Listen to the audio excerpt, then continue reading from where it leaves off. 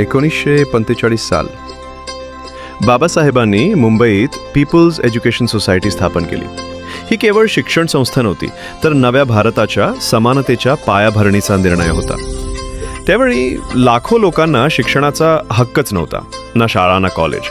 तेव्हा बाबासाहेबांनी सांगितलं, शिका, संघटित व्हा आणि संघर्ष करा, कारण शिक्षणच माणसाला स्वतःच्या हक्कांची जाणीव करून देतं. 1946 मध्ये सुरू झालं सिद्धार्थ कॉलेज मुंबई. हे पहिलं कॉलेज होतं जिथं दलितांसह सर्व जाती धर्मातील विद्यार्थ्यांना खुलेपणानं प्रवेश मिळाला. त्या काळात हे खरंच एक स्वप्न होतं.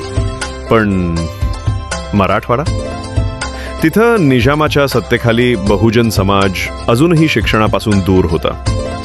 तेव्हा बाबासाहेबांनी घेतला ऐतिहासिक निर्णय. 19 जून 1950 रोजी निजामाकडून 54 एकर जमीन मिळवली आणि त्याच जमिनीवर उभं राहिलं मिलिंद महाविद्यालय, छत्रपती संभाजीनगर. 1 सप्टेंबर 1950 भारताचे राष्ट्रपती डॉक्टर राजेंद्र प्रसाद यांनी फाउंडेशन स्टोन ठेवलं आणि 21 जुलै 1953 बाबासाहेब स्वतः त्या महाविद्यालयात पोहोचले.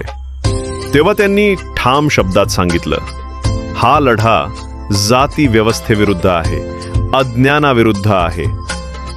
आजही PESच्या संस्था हजारो विद्यार्थ्यांना शिकवत आहेत, बाबासाहेबांच्या विचारांनी प्रेरित होऊन त्यांच्या स्वप्नांना पुढे नेत.